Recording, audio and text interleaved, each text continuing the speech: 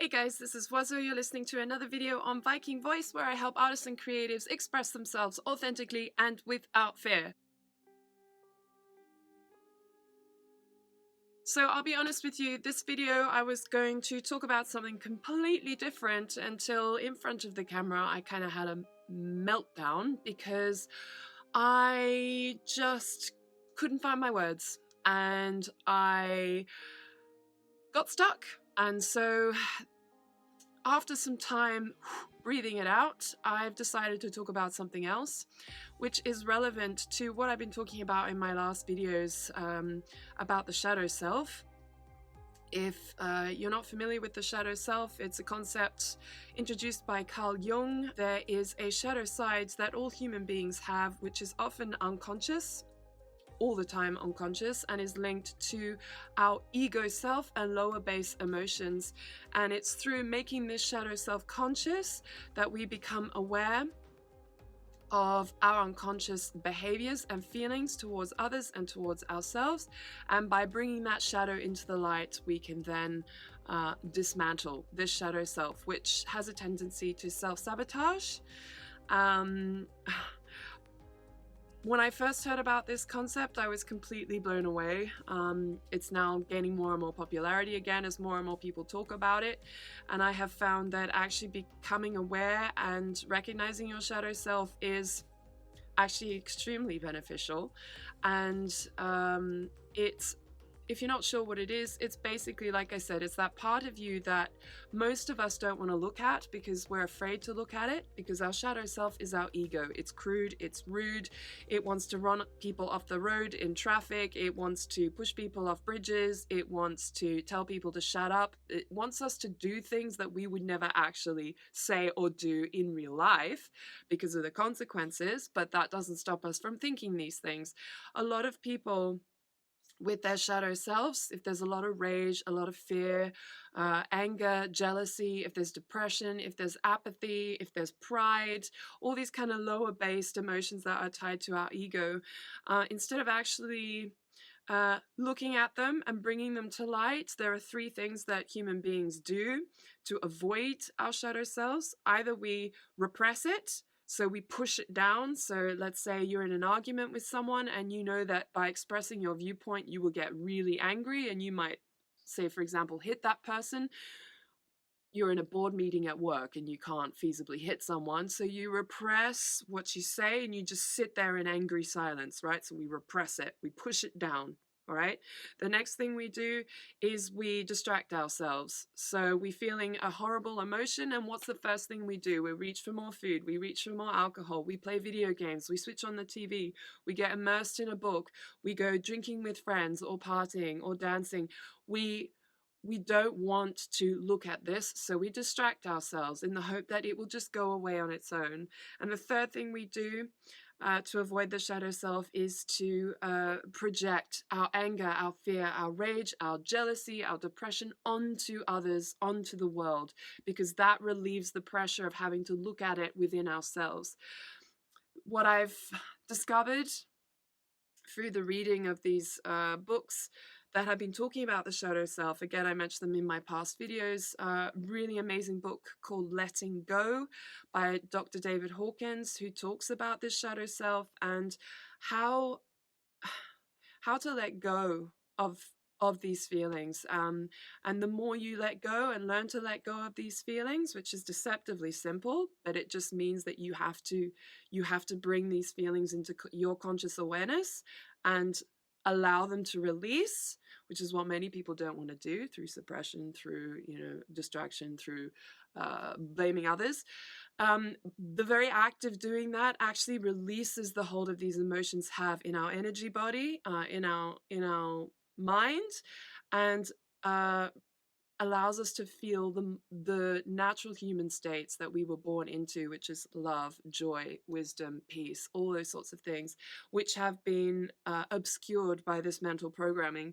So back to all of this, to what I just experienced, I wanted to talk about theatre, and I just hit a brick wall about 20 minutes ago because all the anger and the frustration came up, and I just felt like I've been doing these videos for long enough now. I should know how to speak. I should know what to say. I should, and yet these feelings of you're selfish, you're this, you're that, you don't know, da da da, just came up. This frustration. And from what I've learned in these books, is if you're feeling these emotions, it's kind of counterintuitive, but you have to let them just be there. Whether the degree is here, here, or here, you just have to feel it and you have to breathe through it. And by doing that, it automatically just starts to release. If I just went off and did something else, if I say I went to just grab some sugar or watch some TV, which is probably what I would have done before I learned about this process, or just get really angry and yeah, it wouldn't have helped. So I actually just sat with it and just felt everything I needed to feel. And my mind just went crazy on me and I just canceled it all out. I was like, you know what? This will pass. This will pass. It's okay to feel this way. Yeah. So, it's funny how when you're not used to talking on camera or you're not used to doing anything that you've spent years or decades doing, anything that is new to you, when you have to learn a new skill, for example. So for me, speaking in front of a camera as a normally shy person, someone who's very timid, who was always very afraid, who always felt very selfish for speaking up, for speaking her opinion, always felt selfish for asking for things, so never did, just kept my mouth shut and was always quiet. I still run into this. And for me, YouTube was a way to overcome this sense of inadequacy that I had and this guilt about myself and who I am. And it still hits me from time to time. When I'm not in the flow, these negative feelings come up, which they come up because they need to be released, because obviously they're still there in my system. And from years and years and years and years of programming about the way I thought about myself, and years and years and years and years and years of suppression, it's all stuck and trapped inside my body. And of course, when I do something new, when I do something I'm still not used to, or I still feel self-conscious about, I run up against that. And these anger and this frustration and this fear still is there. And how do you combat this? Well, I was very close to just calling it quits today and saying, you know what, it's not my day. I'll come back to it when I'm feeling happier, when I'm feeling more in the mood. But then I thought, you know what if you actually just went out on a limb, changed the entire subject of the video to talk about the very thing you just experienced, in the hope that it will help others, but also it's going to help you. Because the very point of doing this YouTube for me, intrinsically, is to overcome myself and to literally get back on the horse, regardless of how I feel, regardless of if I hit my head, or it's literally getting back up, dusting yourself off and doing it. And for me, that has been the life-changing experience that I have witnessed in myself this past year. Confronting my fears and actually getting up there, and regardless of the fear, regardless of the anger, regardless of the frustration, sitting with it, allowing it to be there, and proving to myself that I can do this. And I share this story with you because I know you're the same. I know that as a human, it's just normal. We feel fear, we feel frustration. Sometimes we feel so adequately inadequate, helpless, guilty. We always feel like we should be doing something that we're not. And when we do it, we feel bad for doing that because we should be somewhere else. It's just this constant pressure we feel on ourselves. And my point is, you need to start releasing this pressure. And the way to release it is not to repress it, to ignore it, or to project it onto someone else. Is to actually sit in these feelings, sit in the feeling of inadequacy, sit in the feeling of frustration and anger, sit in your fear. You know, if let's say you're a performing artist and you've got a concert coming up and you're terrified, what do? You could run away from it, or you could, regardless of your fear and regardless of how much you're shaking and regardless of what you think other people will say about you or think about you, you go out there and you do it anyway, knowing that it's gonna feel awful to you. But I guarantee, and this has been my experience with the singing and the doing of these videos, is that just the very act of doing, and right now I'm still frustrated at myself. I still feel like, but I'm doing it. I'm doing it because I know that if I just keep doing it, this is going to start to release. And when it happens again, I'll look back at this time and go, you know what? It happened to me before and I got up and I did it anyway. So I know that by doing it, I've already done it and I can do it again. So if ever you come up with these situations in your life where you just hit a brick wall, you sort of run up against your own inadequacy, your own feelings, whatever they may be, in whatever situation, I want you to really, really acknowledge that you're feeling that way and tell yourself it's okay. It's okay. This is just how you're handling it in the moment. Don't react. Don't lash out on your anger. Don't lash out on your jealousy. Don't lash out on your fear. Just sit with it and be very, very aware that it's there. And I promise you, just by letting it be there, for however long it takes, and in whatever situation you find yourself, you can do this in this moment. Nobody else has to know. Nobody else has to know. When I'm up there on stage or I'm out there in that bridge singing in front of people and I'm feeling terrified, nobody has to know that but me. But all I need to do is just acknowledge that I feel that way. I'm absolutely crapping my pants right now. But you know what? I'm doing it. I'm doing it. I'm doing it. I'm doing it. I feel awful. I feel terrible, but I'm doing it. I'm confronting my fear. It's okay. Or I'm confronting my anger. It's okay. I'm confronting it in myself. I'm not lashing out. By lashing out, you're going to feel worse about it afterwards. Isn't that what they say whenever you want to say something really horrible to someone because you think they really, really deserve it? You sleep on it. When you write that angry email to your boss or your coworker, you write it all out, and then you sleep on it. And then the next morning, always inevitably, you read back and go, oh my God, like, wow, I was angry. You know, even though that anger is still probably there, you change some of the wording because you know that by sending that email in its original format, it would be extremely damaging. Same thing by stating a really angry opinion to someone in the heat of the moment. Almost always you regret it the next day, if not at some point in the future. Why did I say that? What was I thinking? You know, same thing when we've been drinking too much or whatever it is. Yeah, so I don't want you to do that. You just sit in the awareness of that feeling and you then at some point say to yourself, this will pass, and I allow it to release. It will release. And the more these situations come up, the more you confront this within yourself, the more the feeling starts to come out of your body.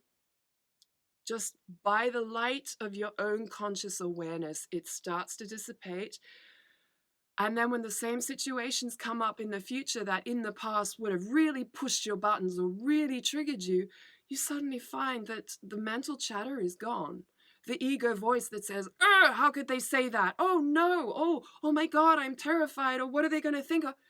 The voice is gone. The voice is gone because the energy is released. And that's something else vital that I learned through this process, is that behind any thought is an emotion. Most of us try to deal with the thoughts themselves without actually tackling the emotion. Oh my God, I've got to have this interview tomorrow. What am I going to say? I'm going to be terrible. I've got this audition or I've got this meeting and and all these thousands of thoughts could be associated with just one feeling. And what is that feeling? It could be fear. It could be guilt. It could be a feeling of not being good enough. It could be a feeling of frustration or inadequacy. You sit in that feeling rather than actually think about the thoughts. There could be thousands of thoughts applicable to just one feeling. Sit with the feeling that's generating these thoughts. Don't think about the thoughts. Sit with the feeling and allow it to be there and breathe through it. And like I said, just by bringing that shadow self into the light, it will automatically start to dissipate. The more you do this, the more that energy releases, the more it becomes conscious, the more in future these situations are not going to cause the same emotional reactions in you anymore.